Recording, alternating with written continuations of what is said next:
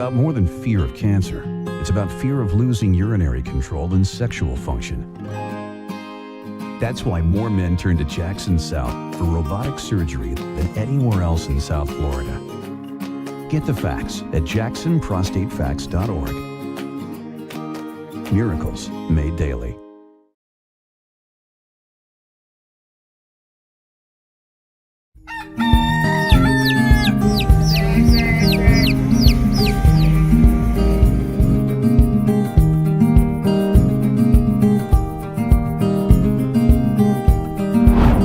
Update of whatever is going on in the country and beyond. But let's take a look at our weather this morning here. What is the weather saying? 27 degrees Celsius stands this morning. There's a 3% chance of rain, which is most likely not going to happen. So it's going to be mostly sunny in the course of the day, and we're looking at the temperature rising somewhere up around 32 degrees Celsius around midday straight up onto 2 p.m.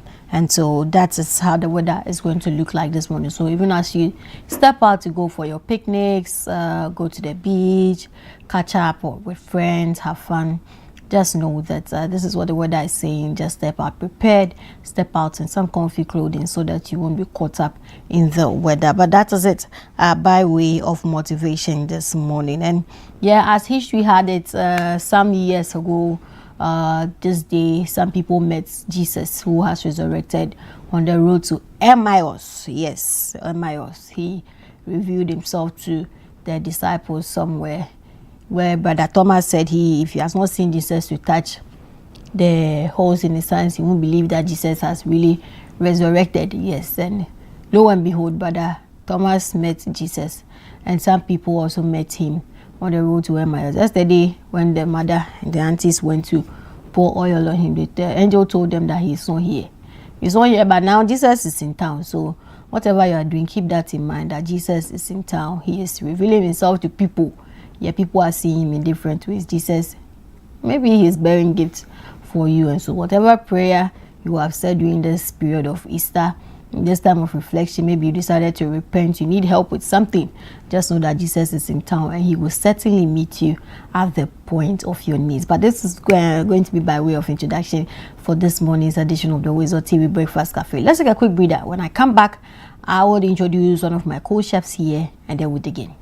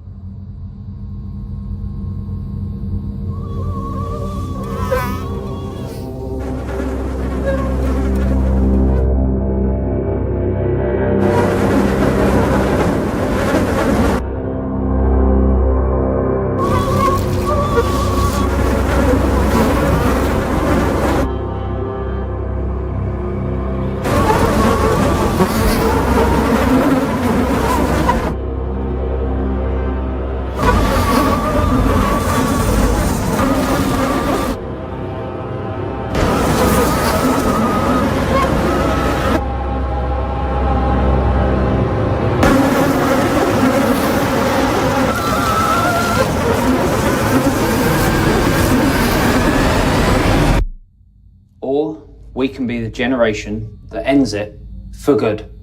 Malaria must die, so millions can live.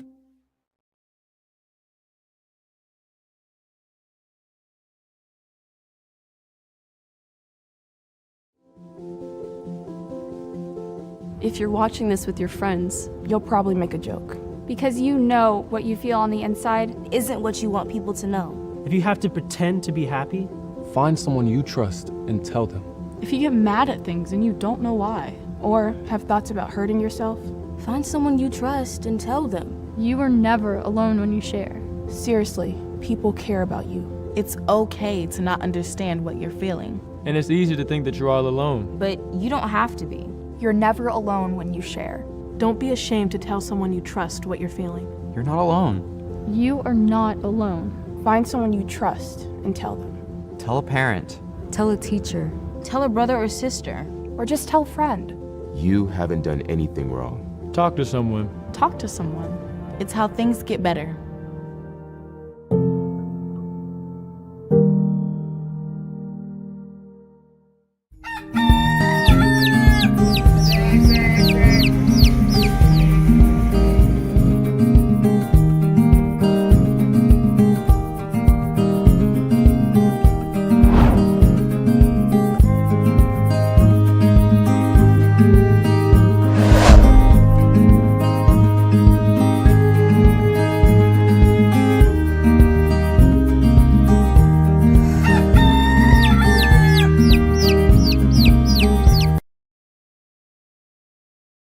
Welcome back to the WoezorTV Breakfast Cafe. And yes, as I intimated earlier, my co-chef is in studio here, and he's got a lot to tell you guys. I'm going to ask him about how his Easter went, because from the way he's looking, he looks like he's not slept.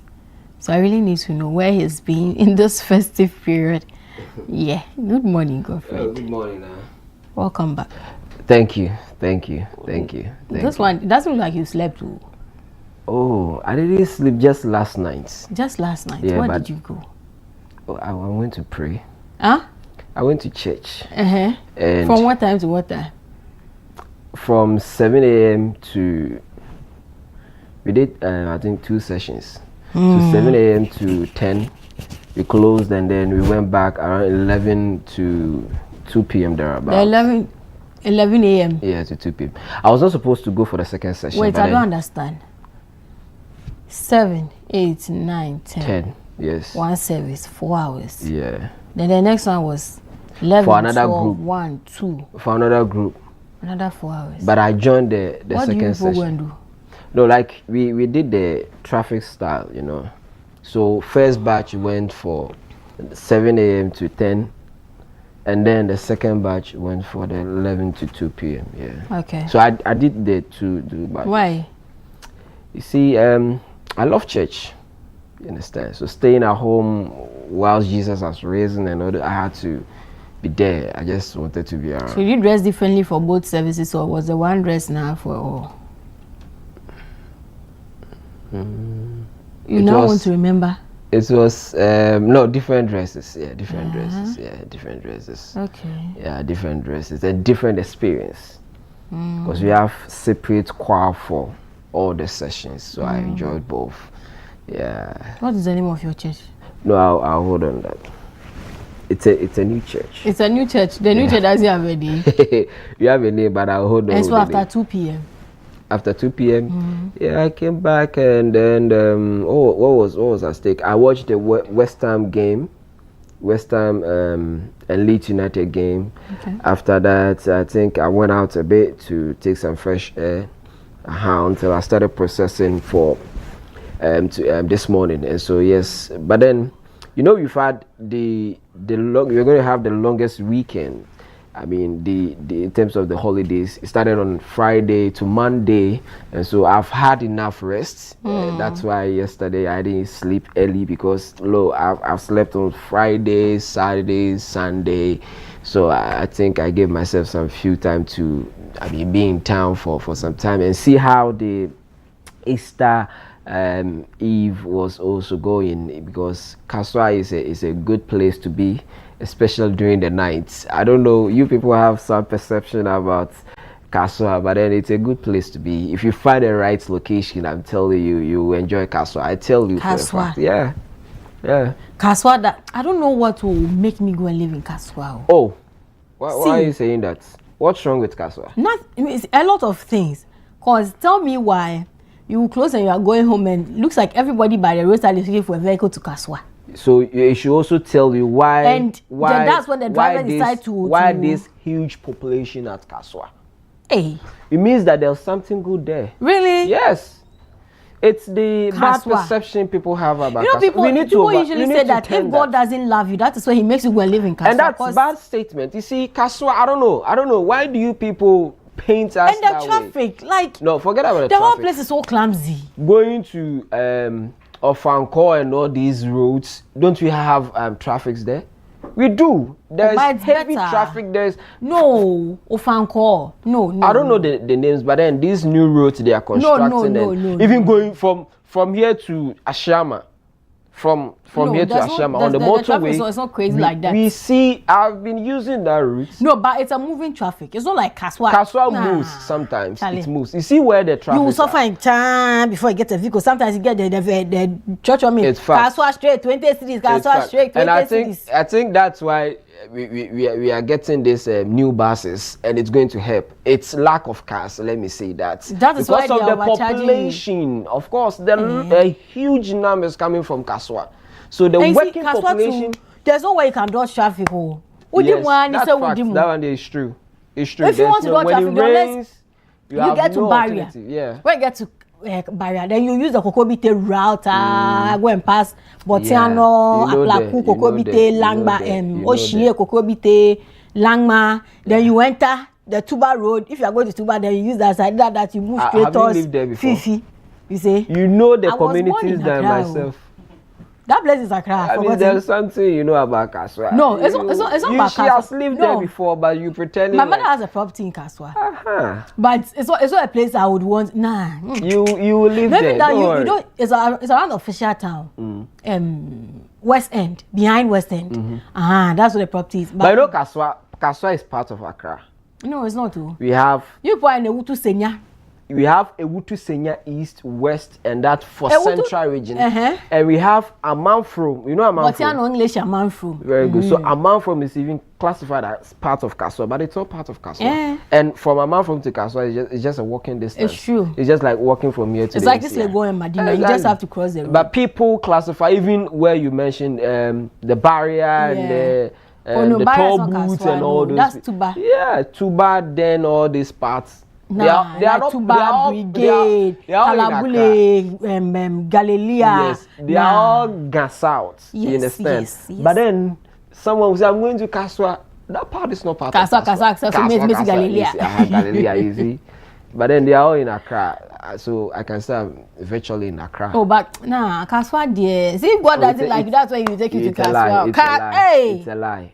What is in this country when people were saying that the men, something was getting missing? Have you ever seen this before? Did anybody come out with evidence that?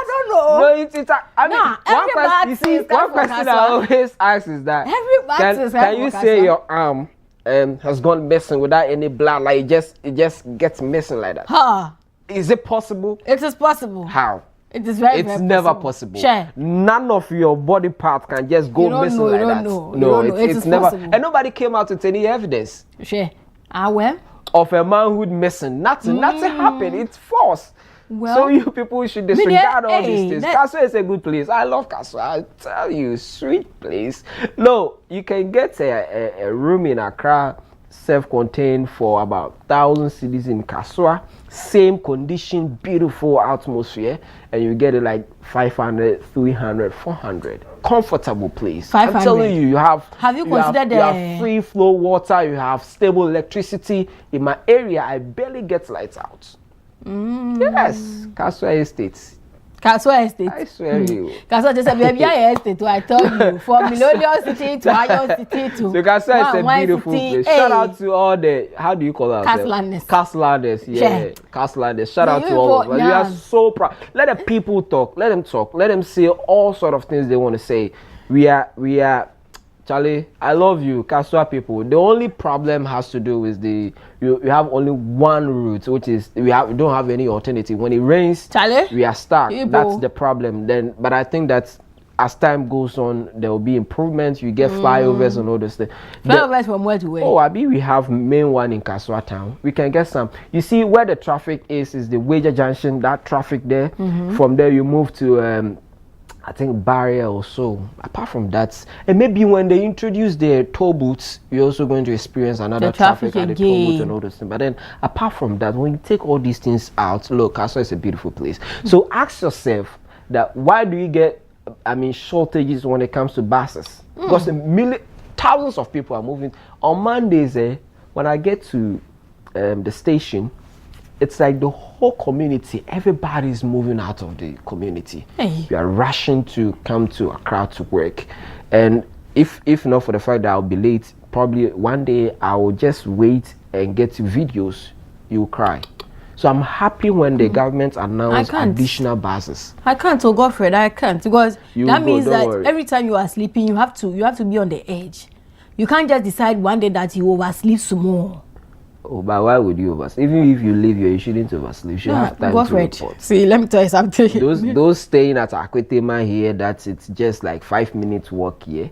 Akwetema to this place on 5 minutes walk. I will never pick car from Akwetema to work if I stay there. Walking from Akwetema. See, you are throwing shade to somebody. Just mention the person. No, I won't. But staying here, just 5 minutes walk, 10 minutes walk here. 10 minutes. Oh, come on. Even if you stay here, even if you have a room here, you need not to oversleep. Why? You should be on time. Sure. Because for me, timing is very, very time important. is necessary, but sometimes you just can't help it. So, okay, between Kaswa and Ashama, which one would I you? would never choose Ashama either, because, hey, that place is another. You see?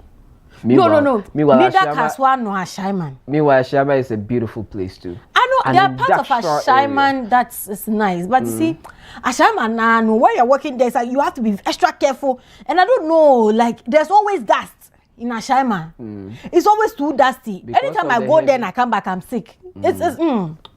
Yes, there are other conditions you can improve. Unless I'm being driven or I'm in a vehicle, a private vehicle, going to Ashaiman is very hard. Very. Hey! And so, Kaswa, we have a competitor. Ashaiman. I love these two. No. Because no. I have relatives in Ashaiman who are. I mean, I won't go far. My uncle Wisdom and Begleto is doing so well in Ashaiman. Ashaiman is like. My mother's side, I think when it came to Accra, one of the places they really settled in is Ashaiman. So there are a lot of family homes and properties around Ashaiman. But nah, Charlie. What the the traffic.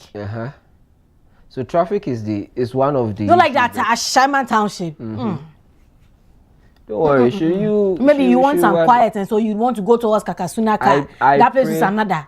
I pray God will bring your husband from these two areas. Kaswa and Ashaiman. Yes. I rebuke it in Jesus' name. Raise a responsible husband from these two. One of these. And that is areas. the only place we can live in this Accra here. What are you talking about? He will be there alone. What are you talking will be there about? alone. Go to Kaswa. The responsible men are in Kaswa. Hey. Yes, we take care of the women. Yes. Kaswa. Affordable food. Telling you, go to our market, go to Kaswa New Market, you'll be marveled. Things you won't get in Accra, expensive ones, go to Kaswa. You'll be surprised. Which one is the new market? The one on the Bodrasi Road? Yes, go there. That market? From here, I'm going there. Hey. I'm going for my monthly shopping. Hey. Yes. New market? Yes, new market. I'm telling you, you will get meats. How much is it per kilo? I wanted to say, bro, Charlie, don't worry. You will enjoy Kaswa. You can't convince me otherwise. But anyway, Godfred, on the transportation issue, yesterday the Minister for Government Communications put up a post on his social media handles about 100 buses that has landed in the country for the Metro Mass Transit company that's going to help in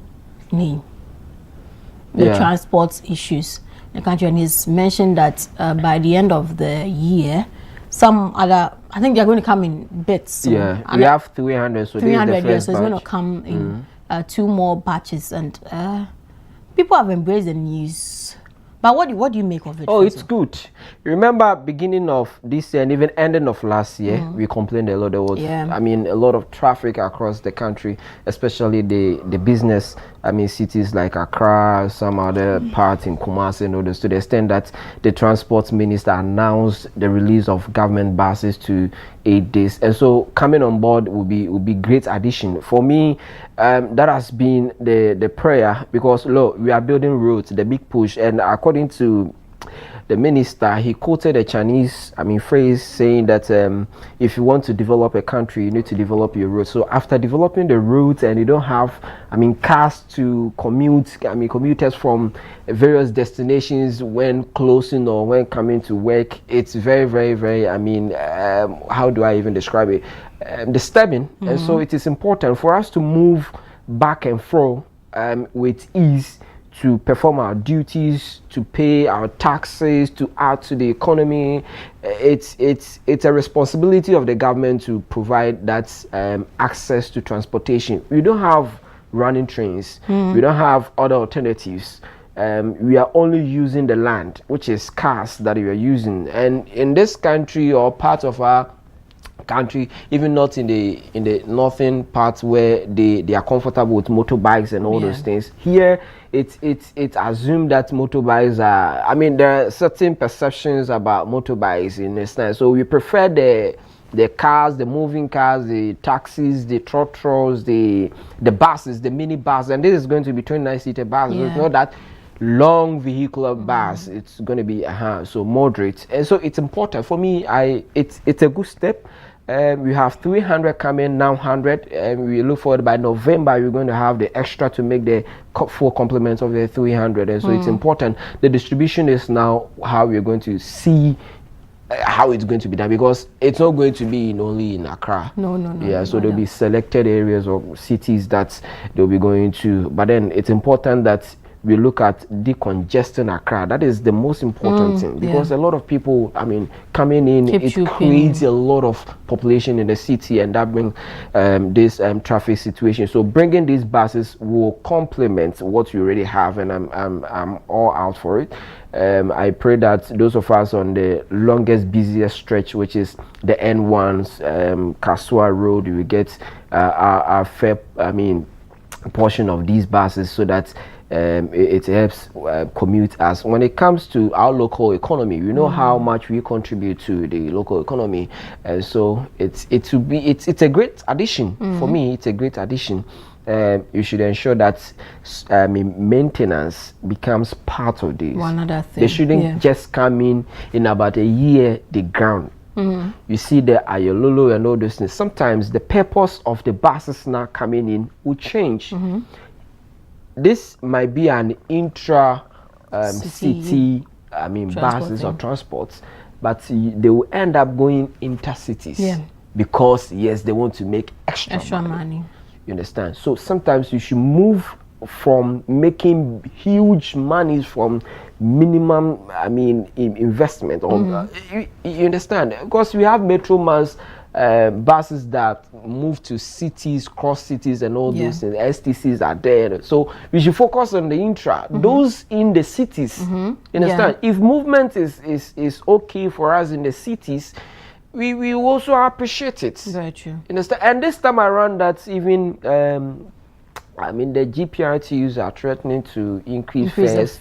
Well, they have concrete reasons to do that because of what is happening in the Middle East and the impact on fuel. When it comes to aid prices, yes, we can hold grudge with even President Mahama during the business forum. I appreciated them and urged them to exercise some bit of constraints, so because that's why he has also called for an emergency cabinet meeting on that. And so now when government brings in more buses, the prices are not going to be like you taking trotro and all those things. So government can even subsidize when it comes to the fares and all those things. So that's our mothers going to Accra markets. That's the Makola, right? Where is Accra? From UTC to Kingsway to CMB to Makola to Kanshi to Rollins Park. It's all Accra. The mass station. It's all part of Accra. Very well. Those coming to Kaneshi, is there any other market that I don't know? Malata market. Sraha market. Yeah, I see them a lot because I use the trotro sometimes at dawn, so 4 a.m. you see them carrying their saucepan and those pans and all those things. It was in the trotro, and so yes, it will be a great addition. Very, very great addition. Sometimes when you look at the Ayololo going to Kaswa, people are, the buses are fully filled. I see people so standing, and look, some want to even sit on your neck, like carry them on their back. I can imagine. Understand? So everyone wants to get it's a great addition, and the transport ministry should ensure that they roll them out very quickly. Yeah. I mean, we need them. It's an emergency. I describe them as an emergency because look, if I need to report to work at 8 a.m. right, and I get here 4 hours before my reporting time, what does it mean? It means that I'm swerving traffic. Yeah. And if I'm supposed to close at 5 p.m. and I run from office at 3:30 or 4:30, I've cut some productive hours away. Very true.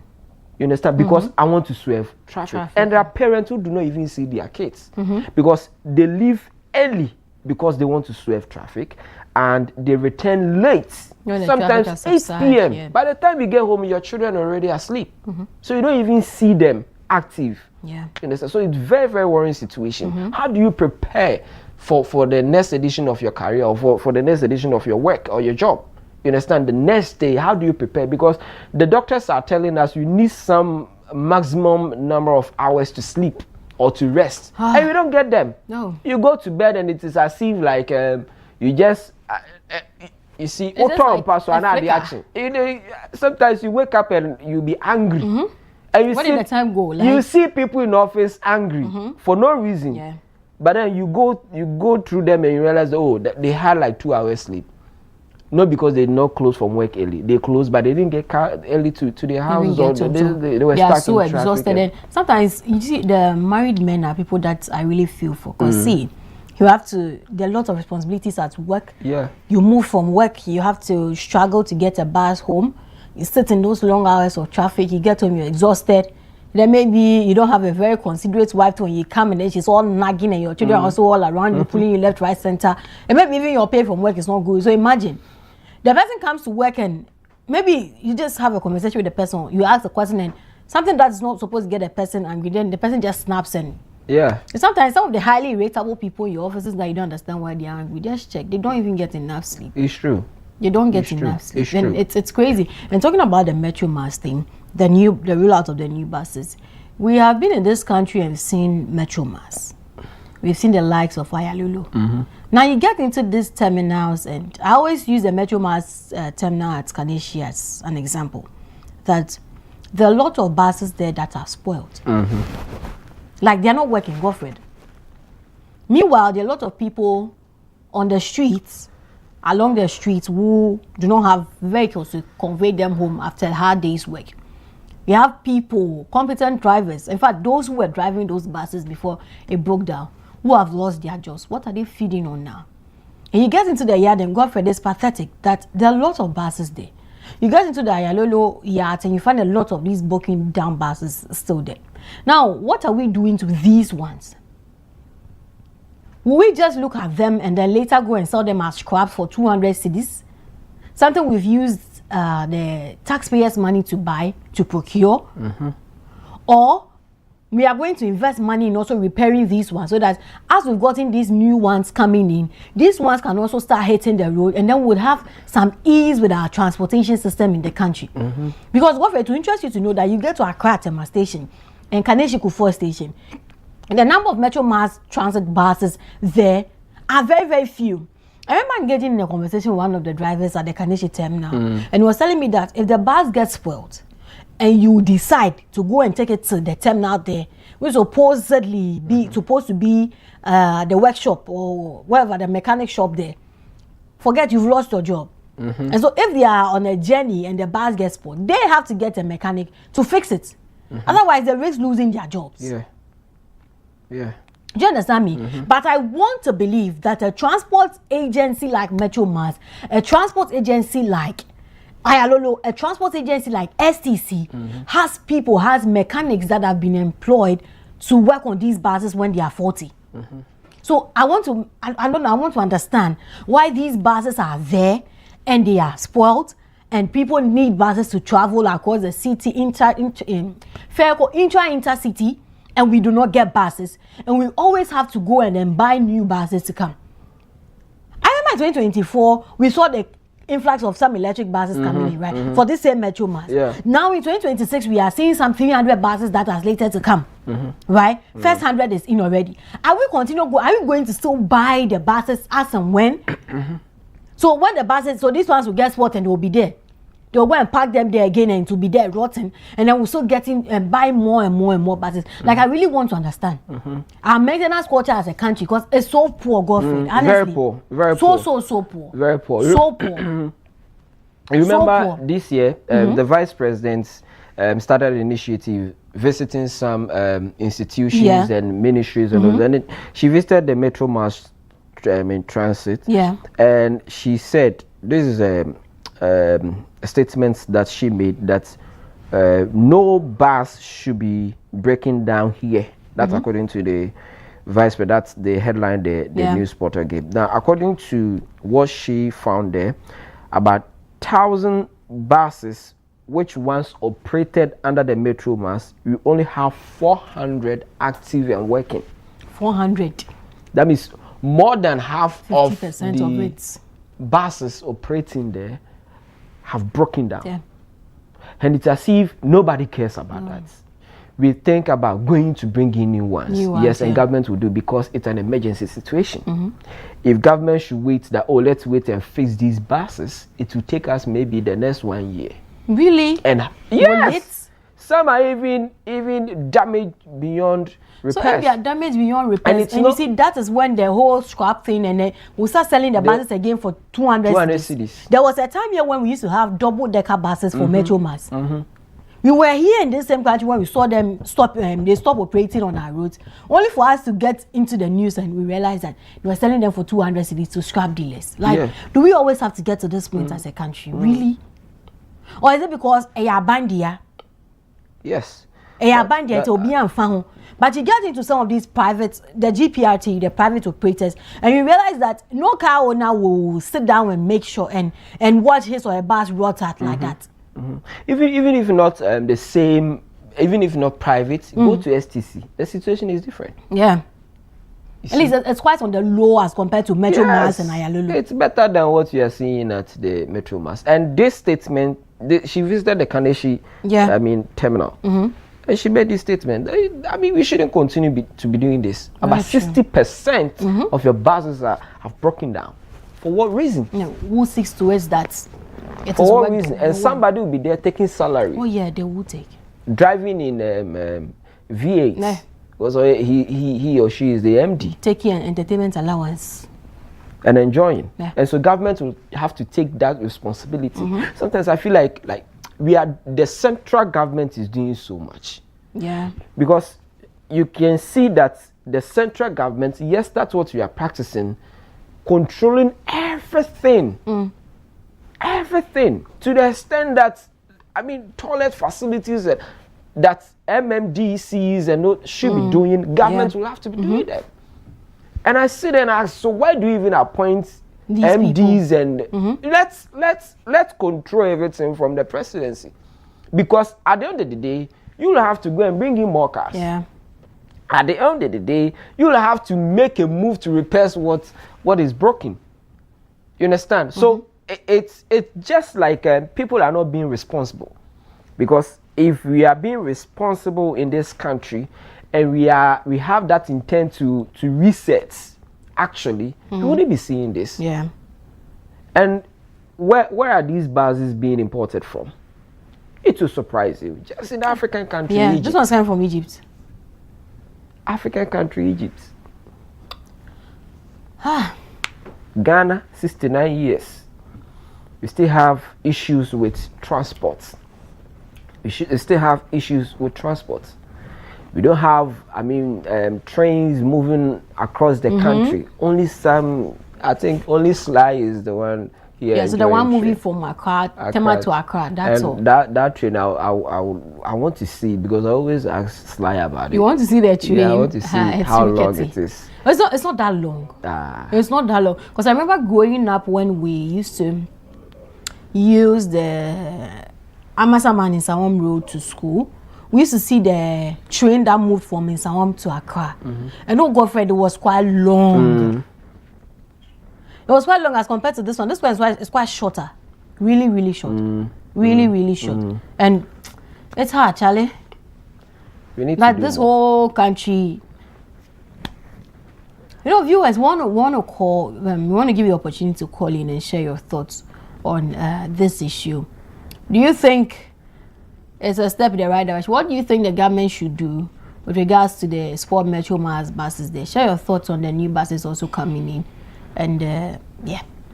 055-269-7939. 055-269-7939. Please do well to reduce the volume of your TV set when you call so that we can be able to hear you audibly and so that we won't have feedback here in the studio. So, Godfrey, that train is quite short. It's really quite short. And there are times that it breaks down.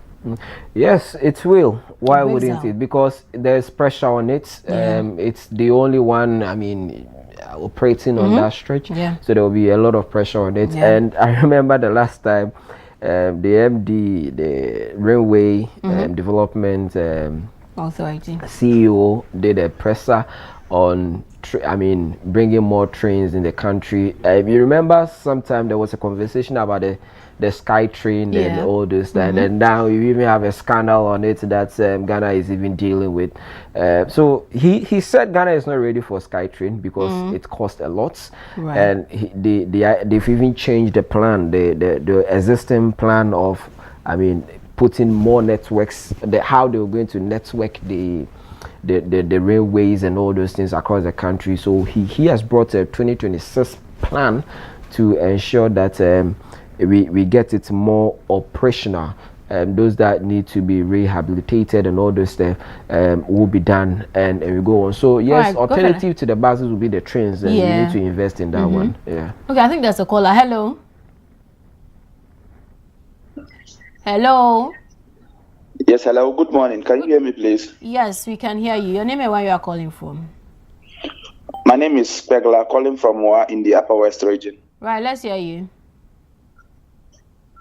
You see, this whole issue there, you see, Ghana, we don't like, what's the name? Maintenance is our problem in Ghana here. This whole issue you are talking about, maintaining Metro Mass and all those stuff. When you get to the Metro Mass office in Wa here and see the old buses parked there, you'll be shocked. Meanwhile, we are the people saying we don't have buses traveling from even Wa, Accra, or Wa to Tamale. So if the Minister for Transport or Ministry for Transport will look at that, I think even buying new buses, we are wasting the money. We have buses that we can work on, and they'll be in a good they'll be in their feet to move from what's the name let me use Wa here. Move from Wa to Takoradi, Wa to Accra, Wa to Kumasi. There's no need buying new buses. So I think Ghana here, maintenance is it's a have to look through that. If not, we will keep buying new things while the old things will be there. And at the end of the day, you sell it for scrap and you not get any what's the name outcome from it. So we have to look into that. Thank you very much. Thank you, sir. Thank you for your contribution. I think it's the same thing we just retweeted here, that the maintenance culture is so bad that people will always think that I buying the antenna. You see, buying of new buses there, it's a must because population keep growing. 2010 that we had our first census, we were about 20-something million. That was what? Which year was that? No, 2010 census was the first one. Sir? Yeah. Yeah, that wasn't the first. That's yeah, sorry. That was the one you saw. Yeah. You see? You were a child. That was the one you saw. No, that wasn't a child. But I knew what was happening. 2010, bro. 2010, I was. That was the one you saw. I was a captain in my GHS team. People to check everything. Right. When you watch the airplane that travel here and outside our country, these planes are always checked. As soon as the plane lands, there are people responsible to check everything before it takes off. Why can't we do that here in Ghana? There are people driving government buses. There should be people made responsible to do this preventive maintenance on each bus every day and see how much it will help the country. That's my contribution. Thank you so much, Mr. Sowa. And so you see, he is talking about preventive maintenance and lending credence to the fact that even airplanes, as soon as they land, there are people that come to check up on everything. So why can't we do same for the vehicles on land? Yes. So it's all boils down to priorities and people who lead us. Yeah. You understand? You know that, you see, and yes, we are talking about airplanes or aircrafts. Before they move, they need to be checked whether they are airworthy, and they have, even with the vessels, they will have to be checked every now and then whether they are worthy. Yeah. So for vehicles, sometimes ultra road ready for the year. That's it. Yeah. They will be using it throughout the year, and sometimes even people have their own ways of, doing their roadworthy. Sometimes you look at their vehicles and you ask whether they are really roadworthy. There's a call like hello.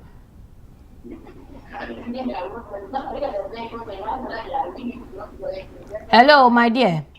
Hello, good morning. Please, can you reduce the volume of your TV set? It's giving us feedback here. Yeah, good morning, madam.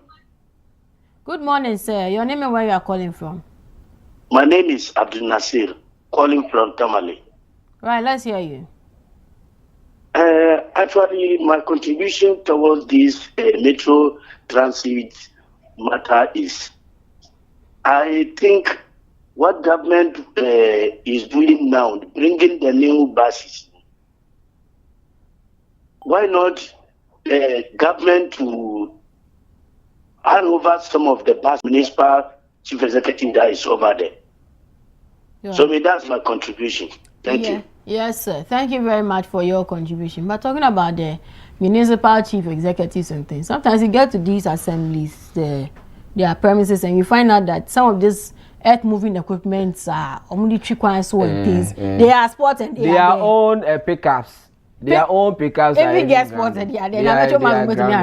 They are grounded. Michael Paco Alote. He said when he came to office, they had not even a single operational vehicle. Really? So he had to go to the garage, fix them, and now they have some working. So even you go there, you see grounded.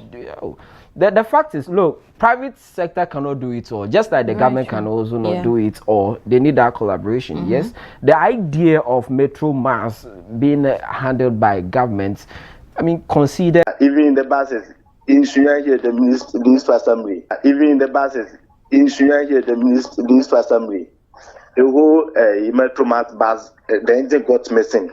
They just want a little thing that someone can put in the pocket.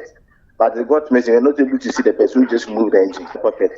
But they got missing. You're not able to see the person who just moved the engine. No way. And it's still going on. So no matter if mechanics, but still they'll still go outside to repair their cars.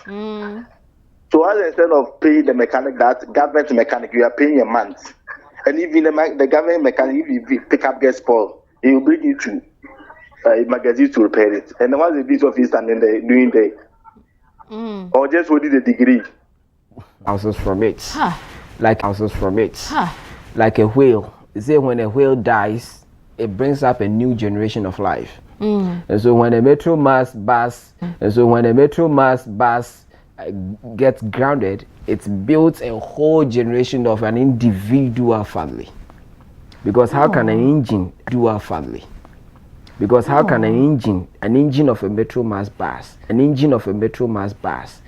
just gets missing? And we can't find who to keep. Yes.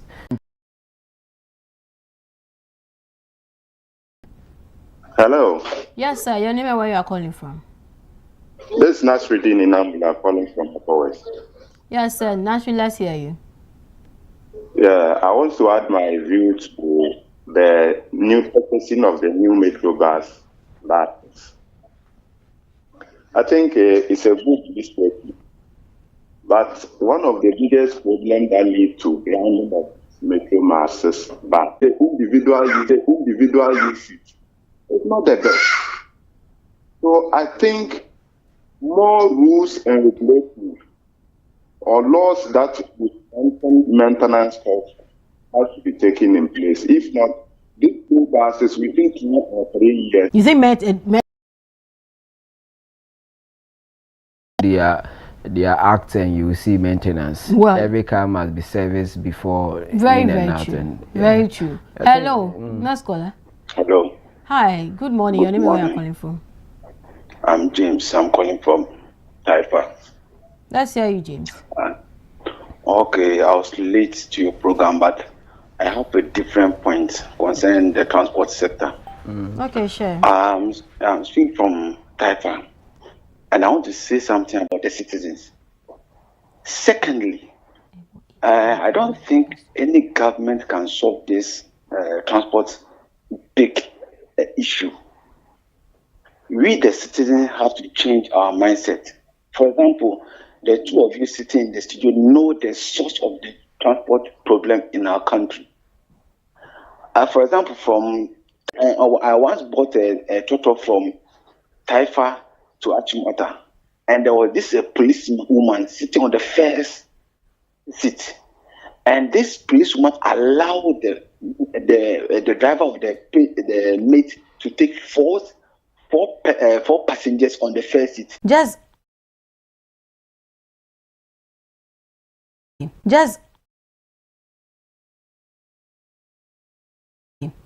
because you bought you got to the station and they'll tell you dummy St. John's. You got a dummy, and then that same vehicle dummy St. John's. You got a dummy, and then that same vehicle will start loading circle.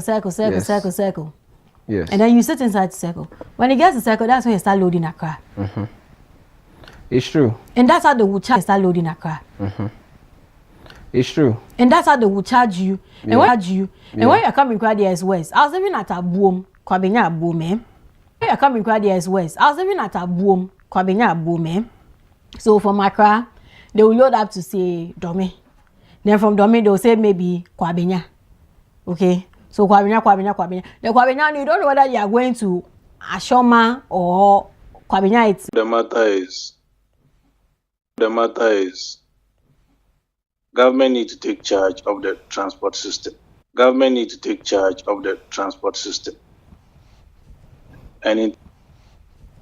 in taking charge, government must put in place measures.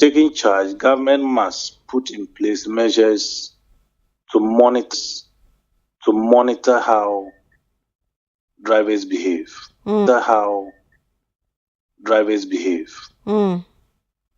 See this new fleet of buses that have just been brought in by the Metro Mass. To them.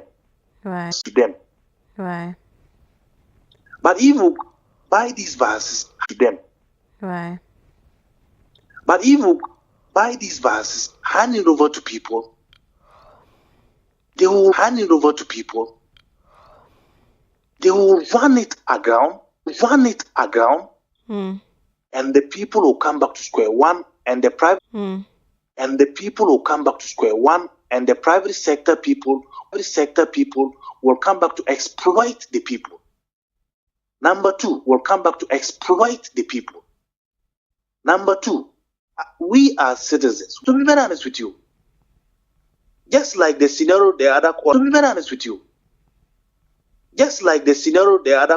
gave, how can you, a police officer, you know the law, yet you allowed a driver to put you in an uncomfortable. But then let me confirm what also add to what the previous caller said before this. Right.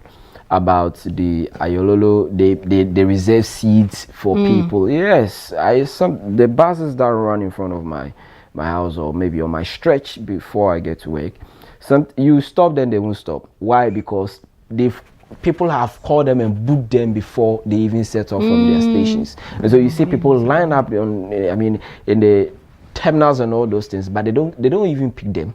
They know where they are going. They'll be joining them. Yes, from their houses. Interesting. Well, it's supposed to serve the larger population. They have interest. They have people. They serve them. You see, in this country, our population is 33 million, right? Yeah. So we have up to 3.7 to 4% of our population that have their own private cars.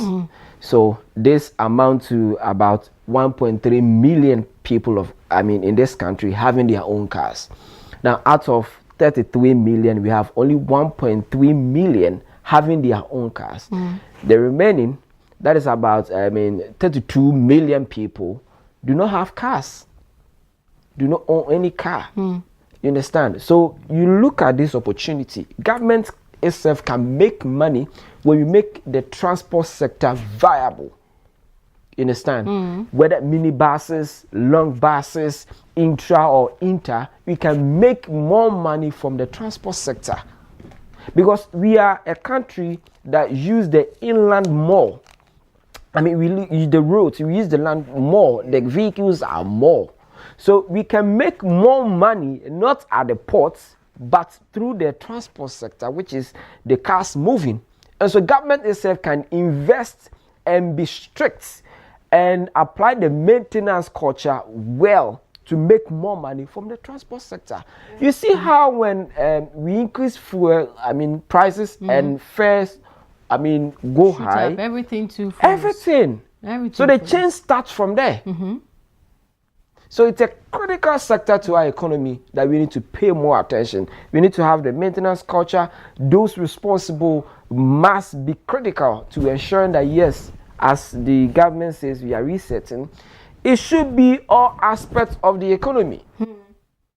So now we have 100. By November this year, we are going to have the full fleet, which is the 300. And so let's even give ourselves some time. From now to November, you go back and measure the state of these 100 buses, and you'll be surprised.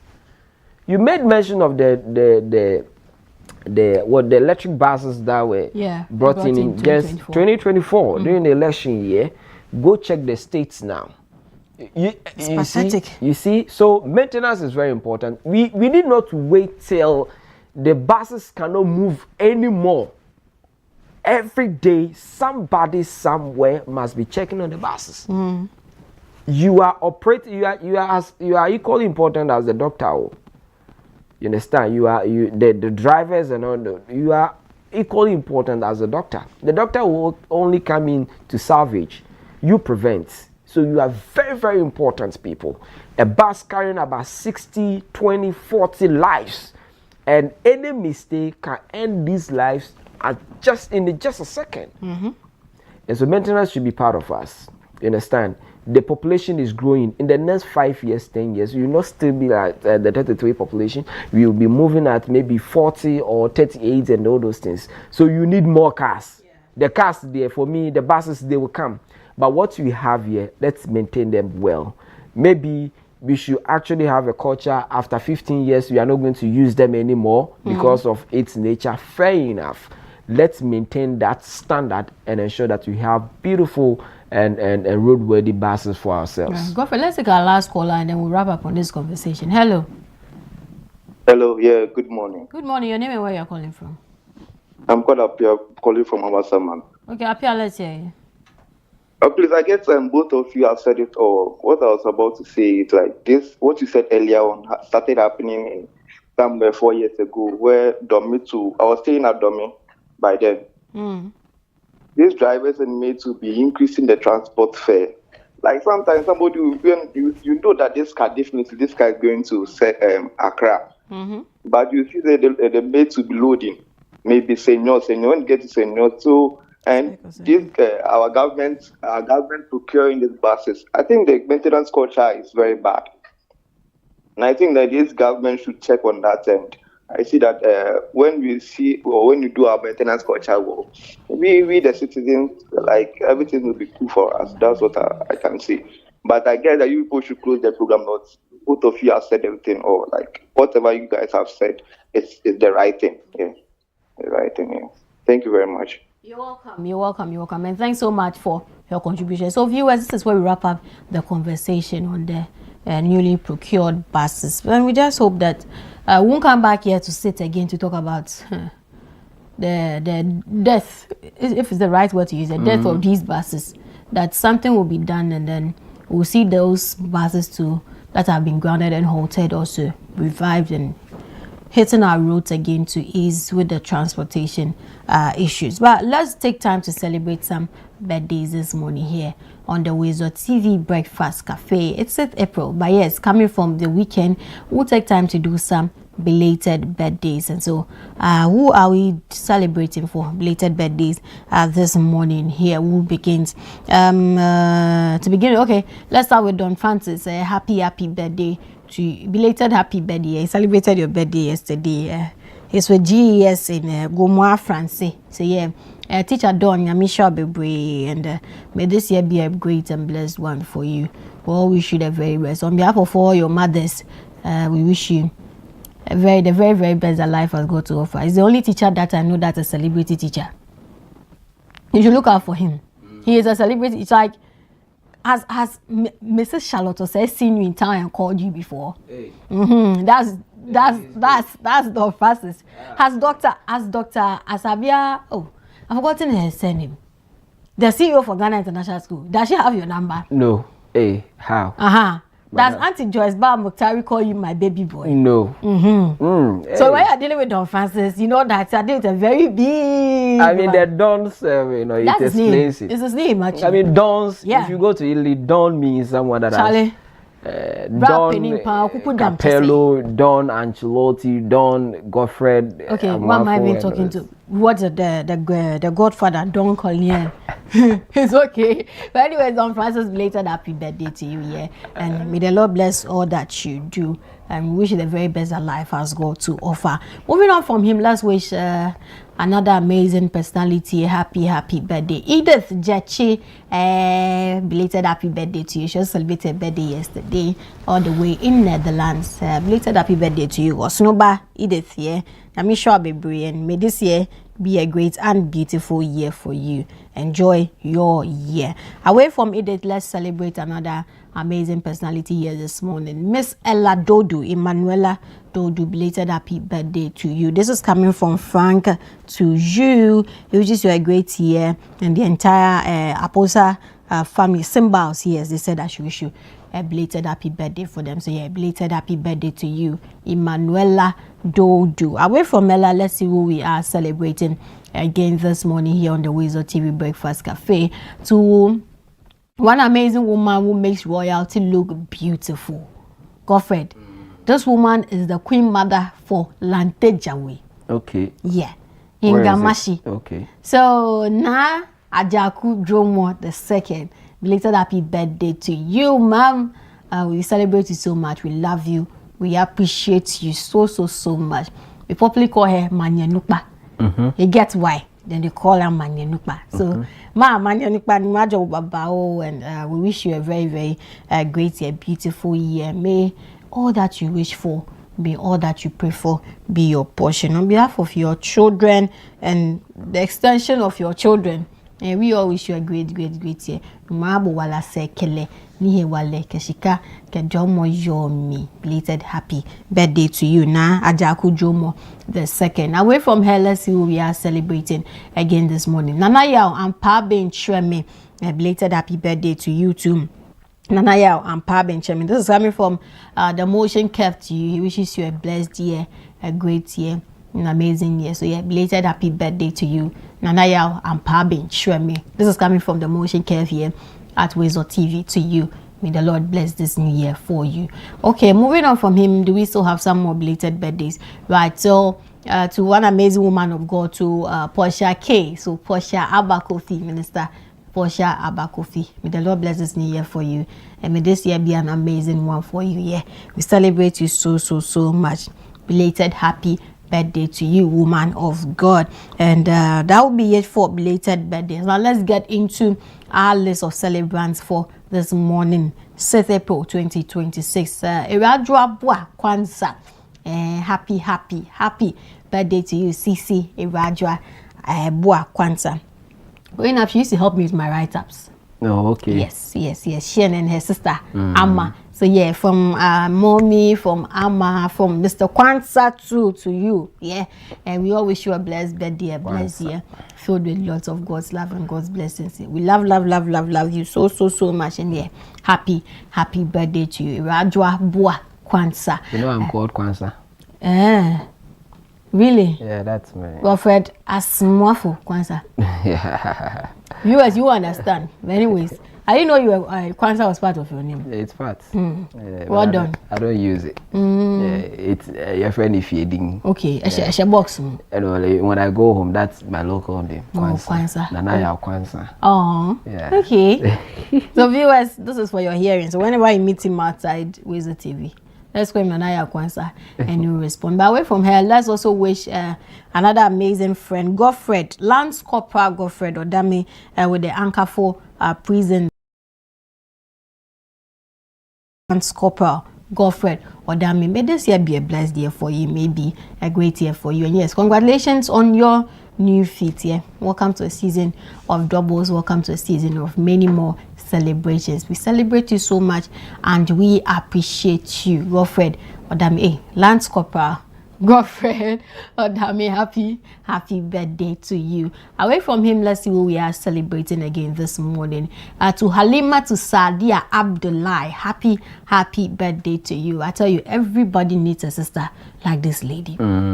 Everybody needs a sister like this lady, Halima to Sadia Abdullah. So yeah, and the entire family wishes you a great year. She is the sister to the High Commissioner to Nigeria. Hey. Yes, His Excellency Baba Sadiq. Yes, so that's Sister Sadia. I see. Yeah, everybody's big sister. Chairman Bia, big sister. Yeah. So Sister Sadia, happy birthday to you. We celebrate you so much. We love you, and yeah, may this year be a great one for you. May Allah shower His blessings upon you. Happy birthday. Away from here, let's see who we are celebrating again this morning here on WoezorTV Breakfast Cafe. To the Bishop of Comedy, Parrot Mouth, happy birthday to you too, yeah.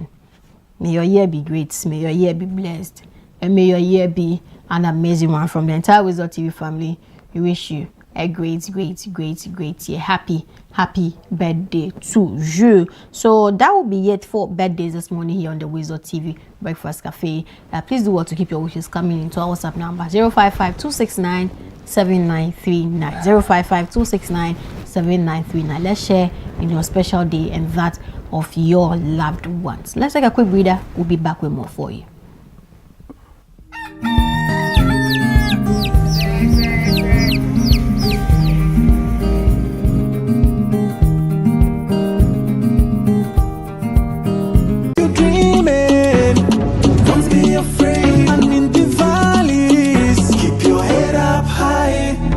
Dare to dream with Puma drinks. Yeah, believe it, you can achieve. Oh yeah, clap your hands for the whole new vibe. Make we set the blessing. Oh yeah, come alive. Let me hear you. But the good news is, we're forming a team to stop that clock. Men United. It's time men united together to fight prostate cancer, the way women have united against breast cancer. We need to get together and find a cure, as well as better ways to care for the 250,000 prostate cancer sufferers out there. Please, get on side and join us in the fight.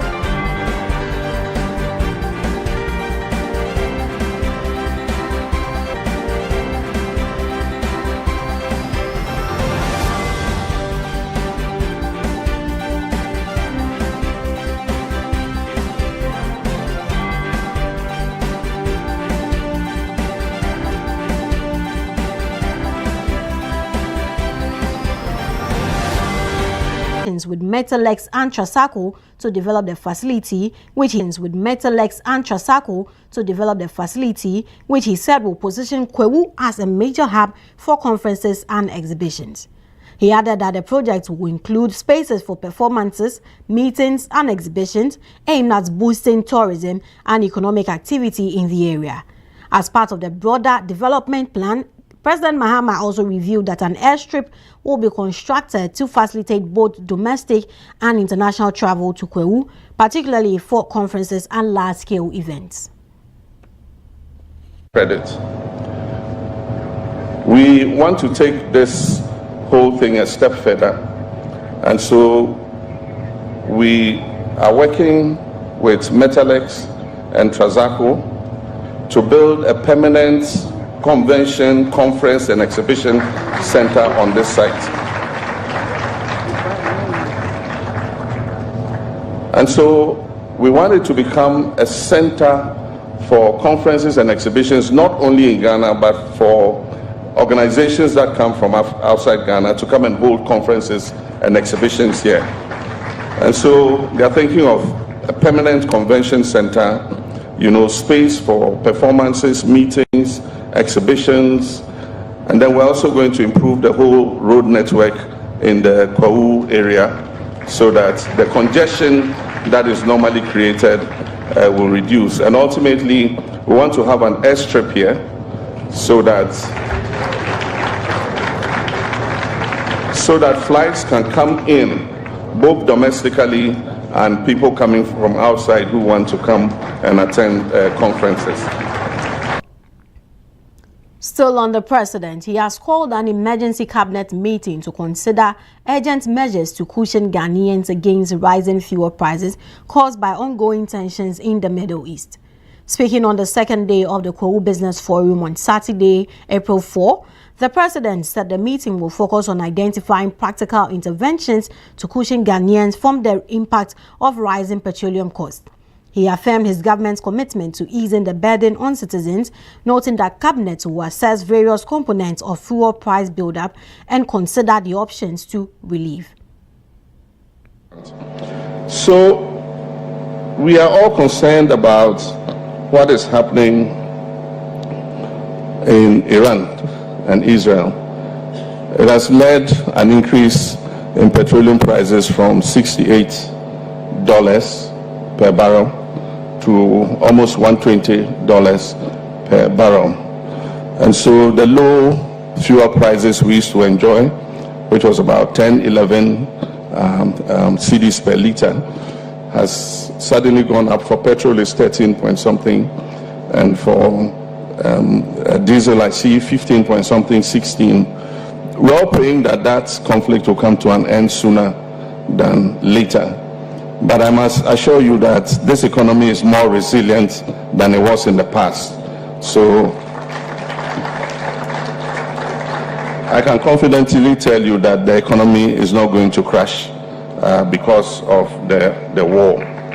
I've called for an emergency cabinet meeting to decide some measures we can take to cushion the petroleum price while we expect that the war comes to an end. There are some tweaking we can do in terms of levies and margins and other things in order to maintain a stable price while we pray that the war comes to an end. I want to express.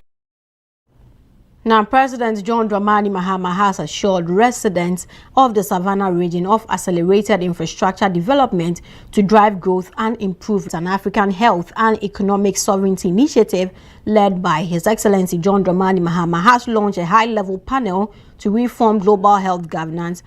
The 18-member panel, co-chaired by figures including Peter Piot, El Jad Asi, Nisa Tridadi, and Budi Sadikin, will develop concrete proposals to address what organizers describe as an equal global health system. According to the Chancery, the panel aims to shift developing countries from being passive partakers to sovereign actors. Its work will be guided by a consultative group including institutions such as the World Health Organization, World Trade Organization, Global Fund, African Centers for Disease Control and Prevention, and the International Finance Corporation.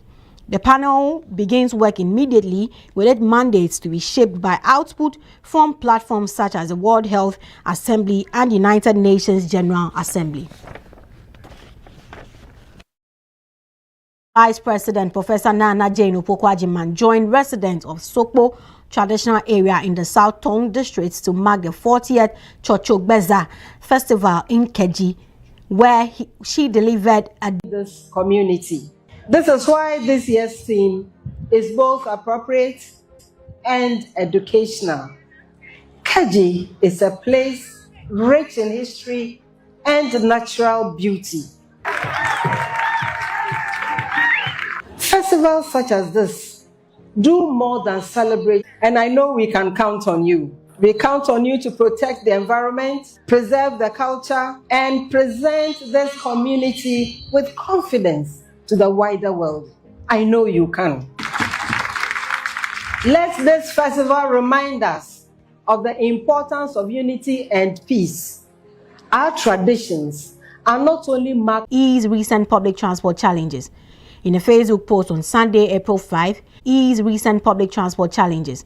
In a Facebook post on Sunday, April 5, he said the buses form part of a total of 300 procured by the government to improve transport services and reduce pressure on commuters.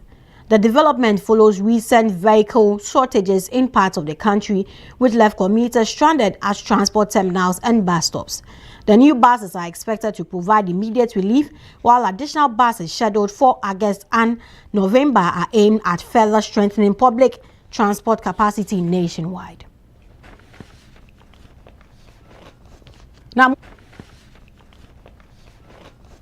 Now moving on, the Damela Foundation has extended a helping hand to children at the Volunteers for International Medical Aid (VIMA) Children's Home in Bedome, through emphasize the organization's commitment to supporting vulnerable children and promoting better living and educational standards.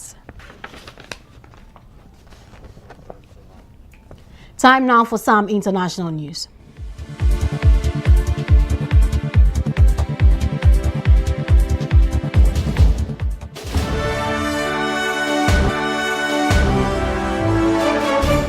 U.S. President Donald Trump has issued an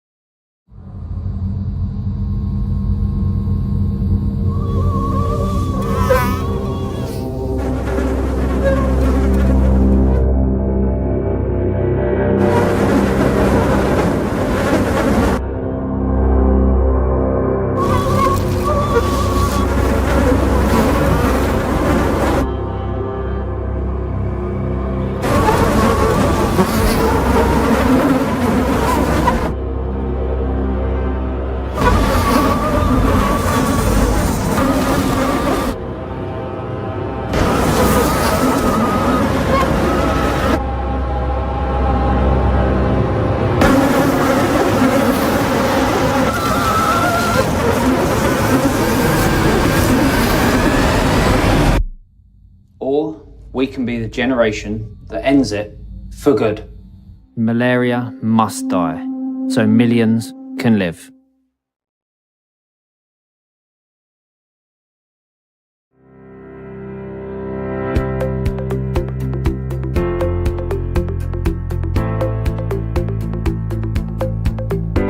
Sports in their 2-1 win over Nations FC at Dance Park yesterday. Now goals from Samuel Atakumi and an own goal by Asante Boahin sealed the victory after Razak Simpson's penalty had briefly leveled matters. The result put Gold Stars 1 point clear at the top with 6 games remaining, intensifying on already tight race. House of Folk also boosted their ambitions with controlled 1-0 victory over Young Apostles at the Accra Sports Stadium.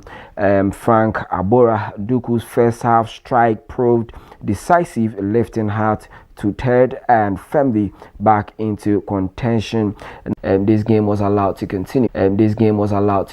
Because look on the field of play. It's like a combined team, or the same team playing themselves. So this is quite interesting in there. But then let's quickly look at all the results. Kumasi Asante Kotoko actually will play today against summer test at 4:30 p.m. and so these are the results. So Gold Stars at home beat Nations by 2-1. Basake at home beat Kerala United by 1-0. Heart of Lions beat Vision by 2-0. Swedru All Blacks at home beat Dreams FC by 1-0. And then Heart of Oak beat Young Apostles by 1-0. Become Chelsea beat Adriana by 1-0. So these are some of the results. Like I said, Kumasi Asante Kotoko are yet to play, and they will be playing today. In that regard, at 4:30 p.m., they are taking on Summer Test at the Baba Yara Sports Stadium, so that you can put that on your schedule going forward. This is what is happening in the Ghana Premier League. But then let's move away from Ghana and go straight to England, where we have the FA Cup games over the weekend. Erling Haaland scored a superb hat-trick to help Manchester City continue their formidable FA Cup run under Pep Guardiola by booking a record extending 8 consecutive semi-finals with a ruthless dismantling of Liverpool. Now manager Guardiola had to watch from the stands as he served his second game of a touchline ban, and he witnessed his team take apart ruthless Liverpool in a result that will increase the pressure on boss and slots. Now City's previous games were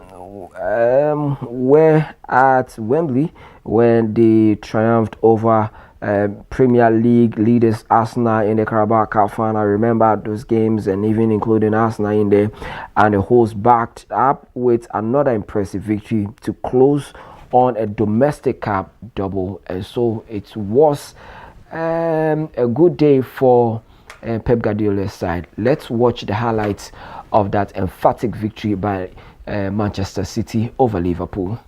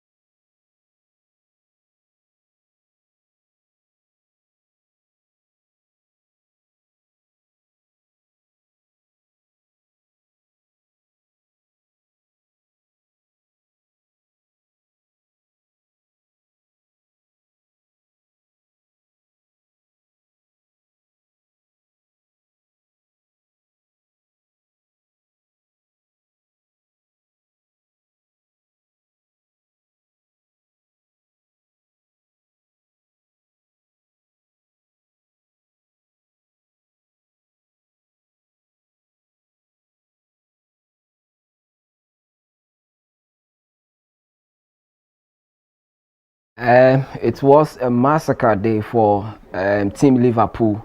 Very disastrous. 4-0 on unanswered.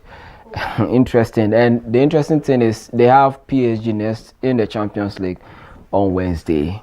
You don't know the fate of Ancelotti. Probably that game will define his fate.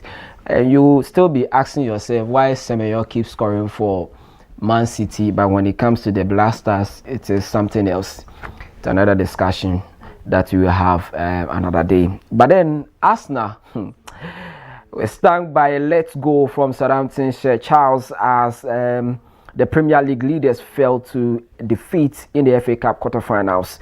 The match was Arsenal's first after the Carabao Cup final lost to Manchester City and followed an international break, which was notable for 11 Ghana's players withdrawing from their national teams because of injury. However, Mikel Arteta was still able to name a side containing captain Martin Odegaard, Kai Havertz, Ben White, and Gabriel Magalhaes, and with Arsenal eager to clear their hurdle. Despite Arsenal having such senior players in their ranks dominating possession, it was Southampton who were the side to create the better chances. They were duly rewarded with exuberant celebrations, breaking out at full time at St. Mary's. This is the highlight of that game.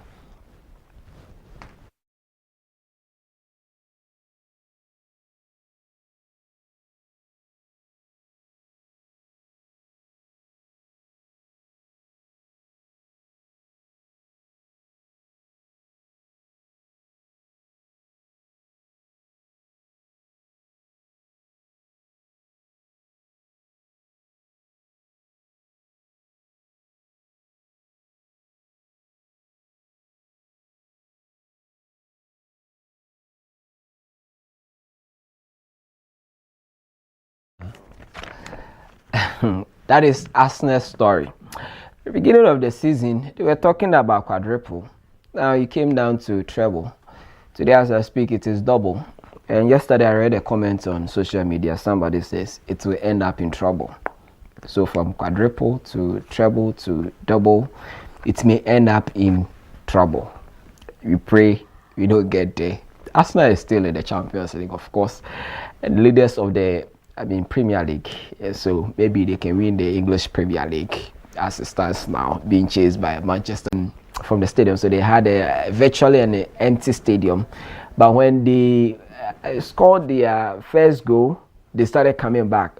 For the second goal, they locked the main gate of the stadium. So those who went out could not get back to the stadium again. But unfortunately, they lost some penalties. And that's the highlights on your screen. Do enjoy.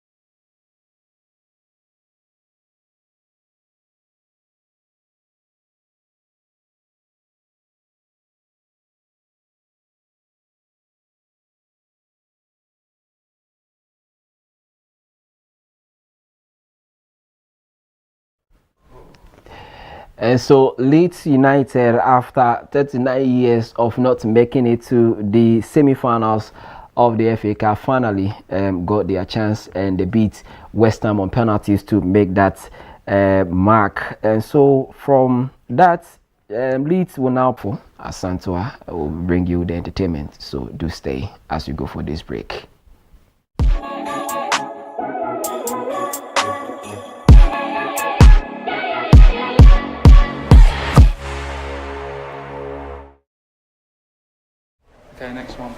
sit down, look to camera.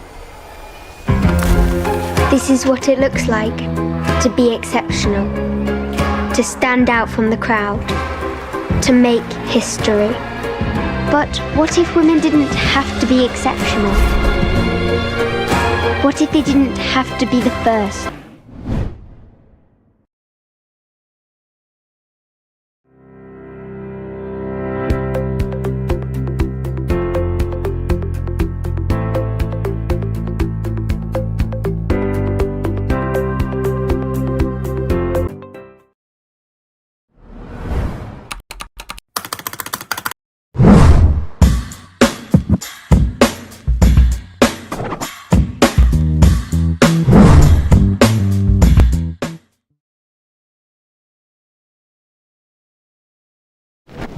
Welcome back from the quick break. You're still watching the WoezorTV Breakfast Cafe, and you're welcome to the entertainment update. I am Evergreen Asantwa. Now, this morning, what comes as Wendy Shay enjoys a strong year with her album Ready, surpassing 50 million streams and major performances, including a reported 100,000 turnout at West Coast Mall during her concert. Now, the remarks have since fueled discussions around gender representation and recognition. Female artists, you have any favorite on the local scene? Most definitely, and I would say I don't like how people are not mentioning when they say a name for the artist of the year. You don't like it, eh? I don't like. It has to be. You see.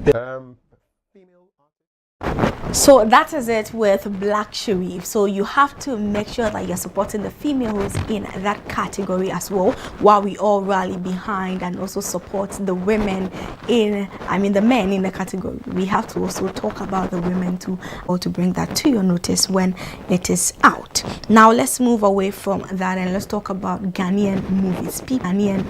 People are out there putting Ghana on the map every single day, and I'm always happy to be doing stories such as this particular one. So Ghanaian film Alubo, directed by Take Local Stories. To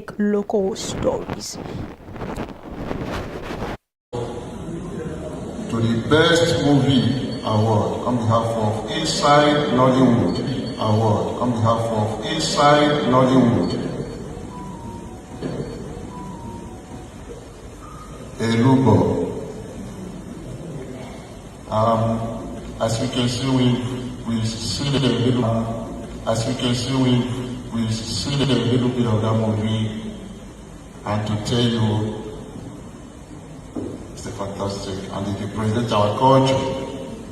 So I'm here to present this wonderful award to them. Thank you very much. Thank you.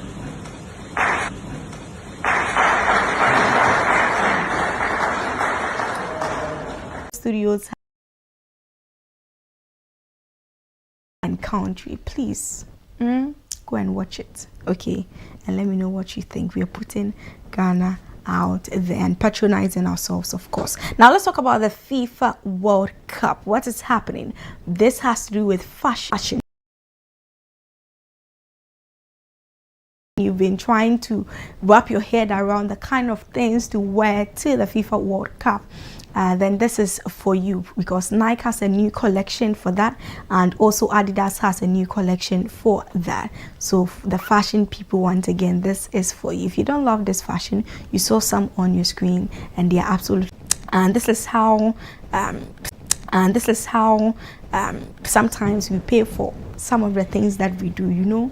Karma, they say, but that is not even something to jubilate over. It can happen to anybody, and sometimes we all love to share our views and opinions, and we think that it is good, right?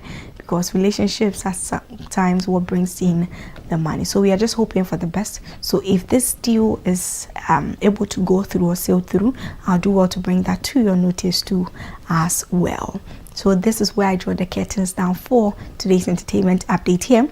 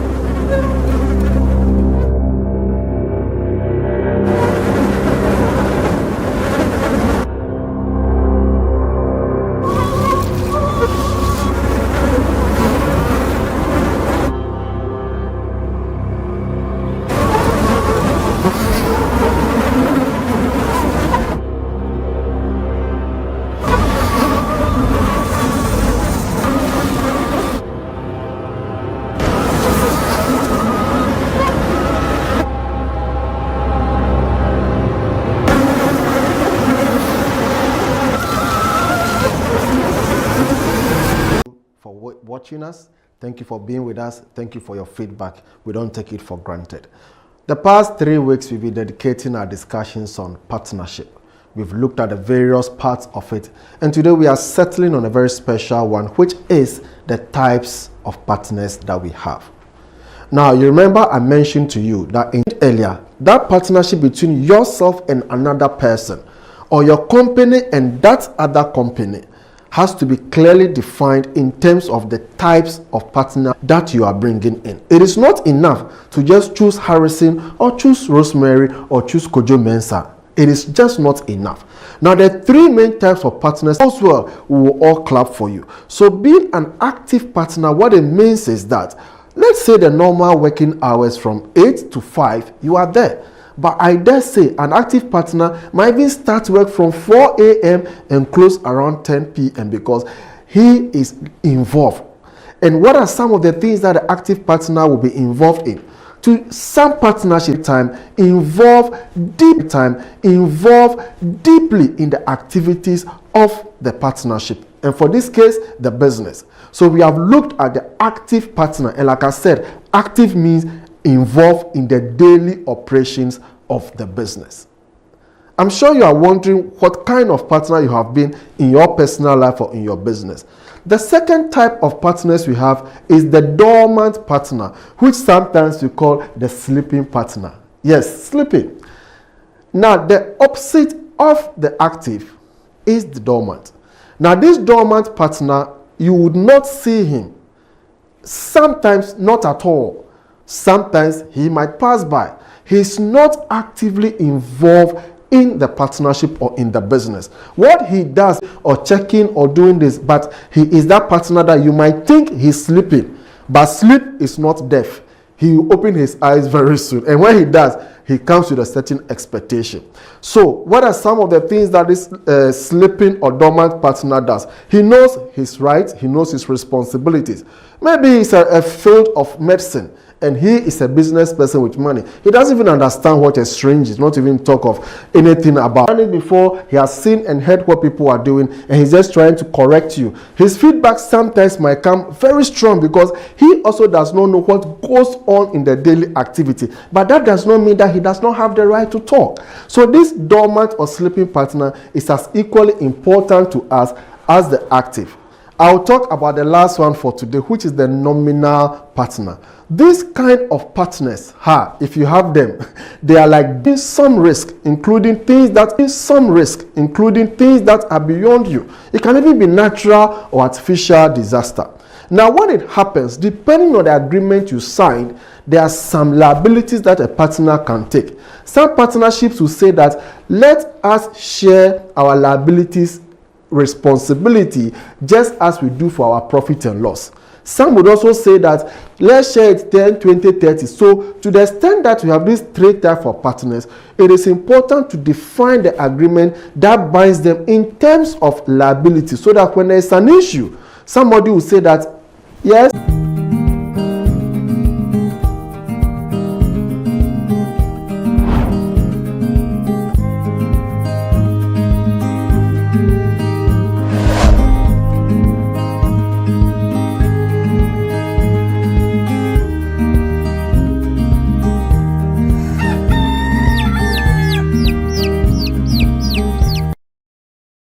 Okay, next one. Sit down. Look to camera. This is what it looks like to be exceptional, to stand out from the crowd, to make history. But what if women didn't have to be exceptional? What if they didn't have to be the first?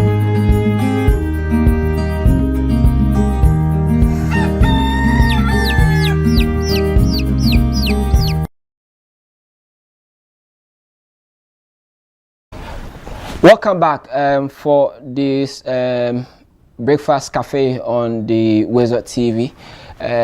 We're still here giving you the best. This is the holiday edition. Is of course we're trying to serve you the best that you can enjoy at home. You heard our earlier conversation about the transport sector, and so we are zooming straight to other parts of our conversation, which will focus on the economy. Over the weekend, President Mahama that has been suspended because government has intervened, and so that is on hold at the moment. You've seen GPRT also, saying they will increase the fares and all those things. Now, all these coming together sums up how the economy will look like in the days or in the face of the buoyant economy, but with a little shake in external factor. It ends up that our economy is sometimes dwindled, and so President Mahama says that we are not going to be affected because we are strong. He made mention about CD. He says that we are not actually building a stronger CD in that regard, but actually putting up a CD that will remain constant when it comes to its rise and fall. And so a stable CD, that is what he made mention. That will also come together to give us a strong president's assurance that our economy will not be crushed by the ongoing conflict, stands with him or not. Good morning, Doc. Good morning. Happy Easter. Glory be to God. Happy Easter too. Yes. And good morning to your cherished viewers as well. Thank you so much. I don't know how you enjoyed or celebrated the Easter, but then let's look at this statement by President Mahama that the Middle East conflict will not crash our economy. Is that how you see it? Thank you very much. Indeed, the Easter was a glorious one, and we thank God for that. Yes, indeed, to President Mahama's statement. So when we say economic is resilient, as President Mahama indicated, it will be dependent on facts, and the fact will be based on what are the realities or what are the checklists that are used to determine the resilience of an economy, for which President Mahama is saying so. So you ask yourself, what makes an economy resilient, and how are those things faring such that President Mahama is saying so? So let's look at the difference. In 2022, inflation went to 54%. Terrible.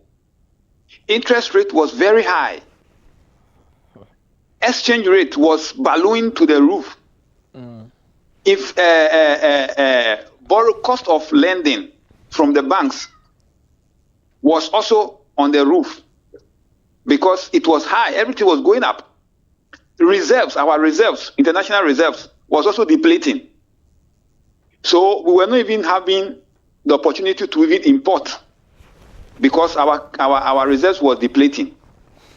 So all these things made the economy at that time a very delicate one. That is how come we have the rating agencies, downgrading Ghana. When you have these factors, what I've indicated, the checklist, inflation, interest rate, exchange rate, your reserves deteriorating, that makes your economy not resilient because it tells you that there is danger ahead. Now, another aspect is things like fuel. What was your stock level? Food. What were they? You were importing. So you are carrying what we call imported inflation, bringing in things that higher cost from other economies. Now, let's look at what is happening versus then. Today, inflation is going down further. Single digit and is still down. Yeah.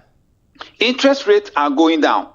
We've get now Ghana reference rate is 10. In 2022, thereabouts, we are borrowing above. It was above 29. Above 20, then in total, you are borrowing above 30. International reserves. Today, we have billions and 14s, almost getting to 15 billion. Today, exchange rate has been very stable.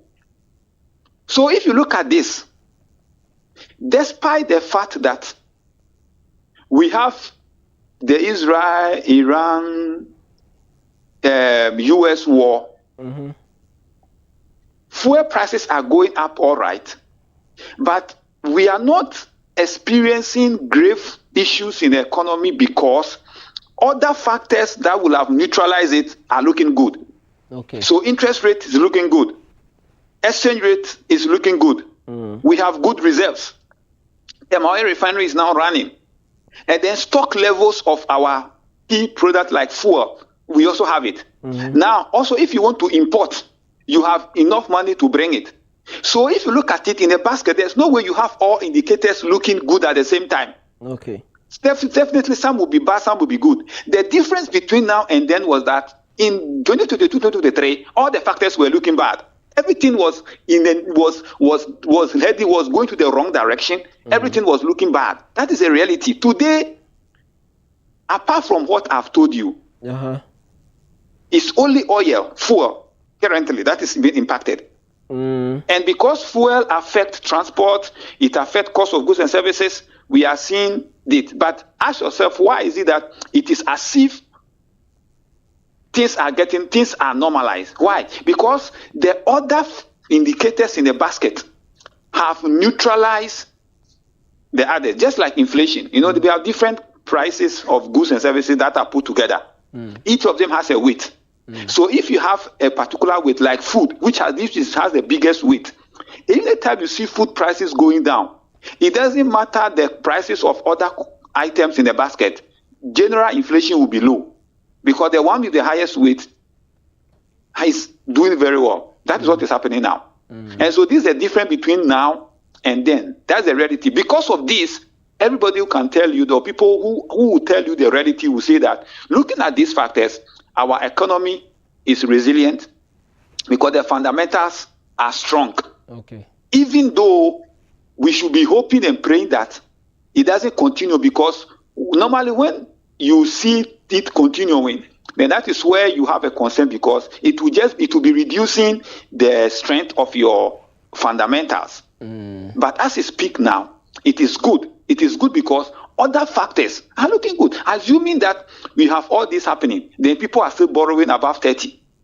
Exchange rate is above 15, 16. You have reserves depleting. Even if you want to buy dollars and import, you are not getting it. Inflation is at 50 plus, 30, 40.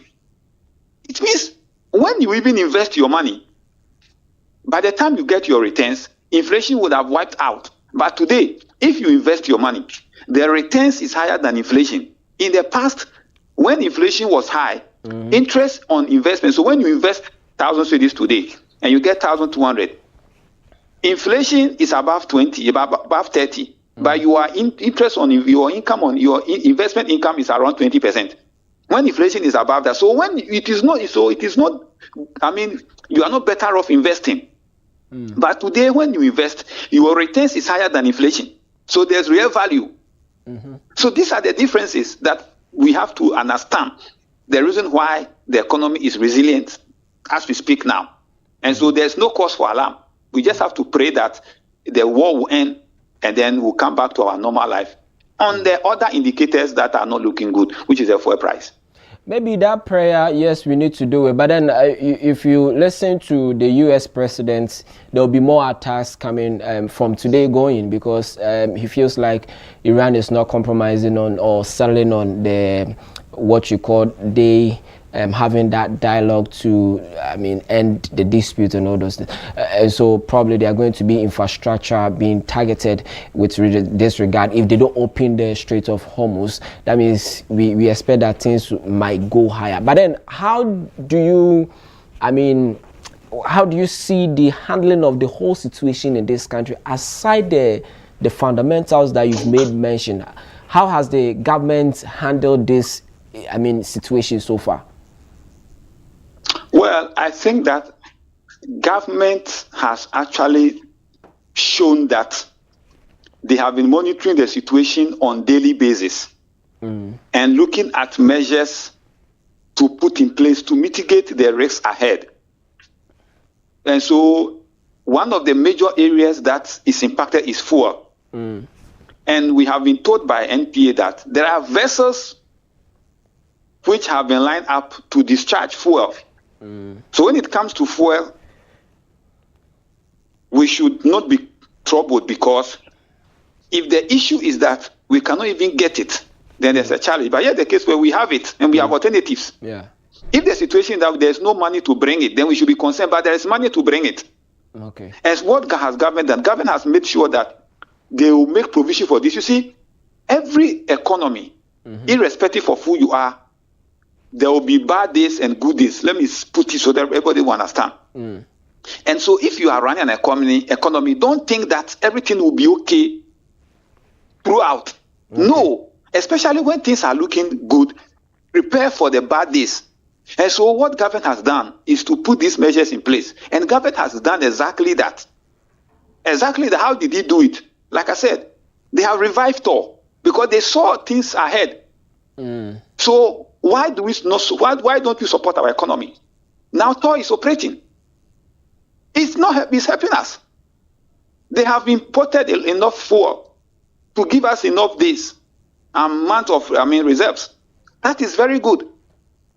So these are things that the government has done in terms of the areas that will be impacted by this war. And then when it comes to international reserves, where when people want to invest in your economy, they look at, hey, when I put my money in Ghana, when I send my produce to Ghana, will they be able to pay me? They'll be able to pay me to the extent that they have enough reserves. Indeed, the international reserves, when they look at it, it keeps increasing. Which means, despite the fact that things are looking bad, we are building reserves. And what did we say? We heard in the past that the president said, and the governor also said that they are intentionally building their reserves so that we will get to about 15 billion, but we're almost there. So they saw that these challenges will come. And they were building their reserves gradually. So you see that today, as it has come, the economy is still resilient. Other than that, it would have been terrible.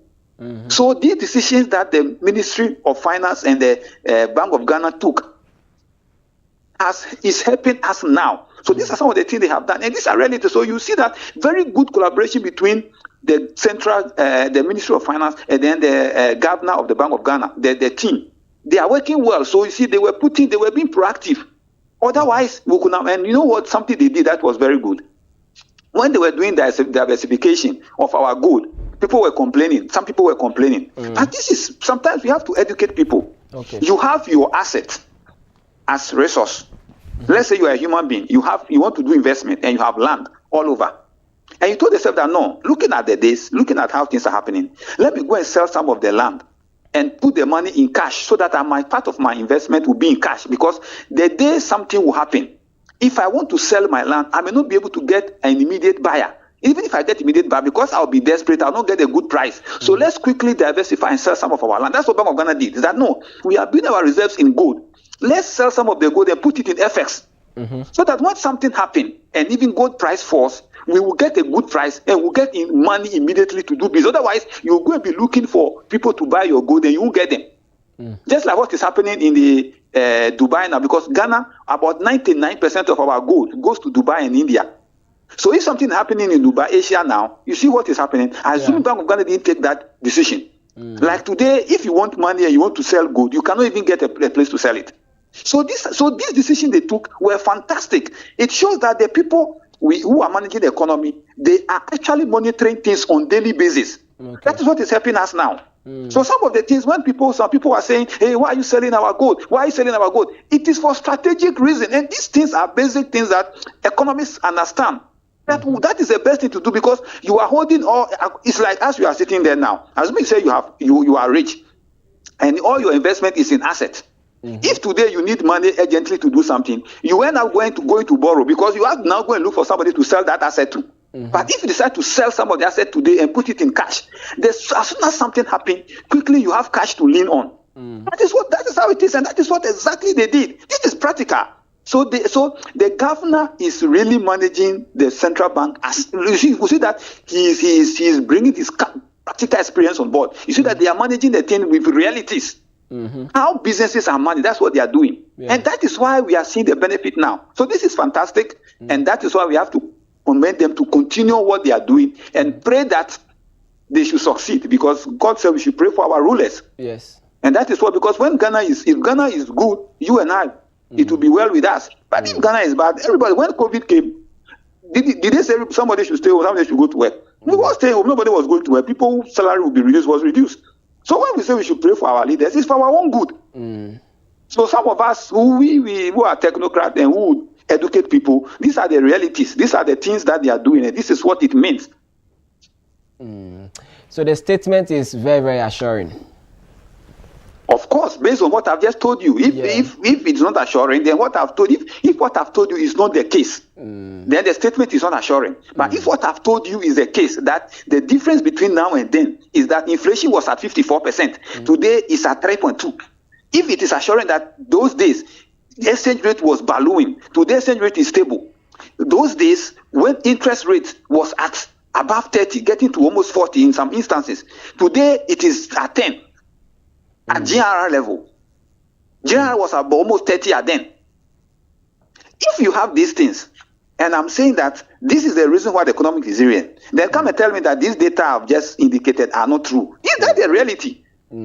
So you educate them, then after that you let them know that once you have these things, it means that you should be working towards strengthening it more.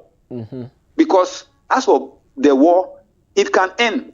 Tomorrow another issue will rise again. Yeah. So you should not always think that, oh, when the war in Israel and Iran is over, then that is good for us. You don't know what next somebody is also thinking. Bringing up, yeah. You get it? Yeah. That is why you always have to prepare for those things. And every economy, that's why you have to always build yourself in such a way that you have buffers. That's why when we talk of something like sinking fund, you are working. We say that build sinking fund to protect the fiscal space so that you'll be able to pay your loans when they mature. These are some of the things. You see, they sent the Ministry of Finance. That's what they are doing. And so some of our loans, last year, early this year, they paid some even before maturity. What is the reason? Is to tell the international community that, look, Ghana is now capable of what? Paying its loans when they mature. The credibility. So now you are creating credit worthiness. These are all strategies.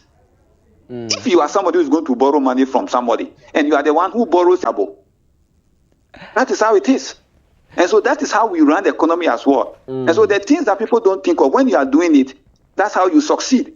And that is exactly what they are doing. So I pray that, like I said, God continue to give them more wisdom, more strategies to manage the economy so that the Ghanaian economy will be more resilient, more stronger, so that businesses will strive. Because when businesses are making money, there will be employment. Yeah. And when there is employment, people will be paid higher. And when people are paid higher, families will be okay because people depend on people. Yeah. Today we have people who are employed, who are working. The salaries they are taking is nothing to write home about. Not because the employers want to pay them like that, but because there's no option.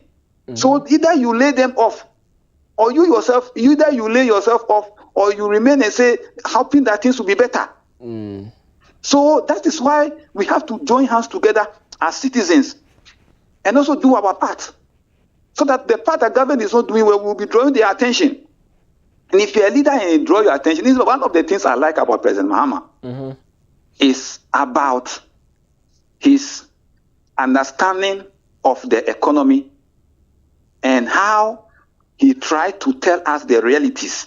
And sometimes people do politics with it. But if you're a leader, you must always be that type of person where you must know that whenever you say something, people watch you and judge you by that. And people use it to take decisions. And so you should be very careful what you come out to say.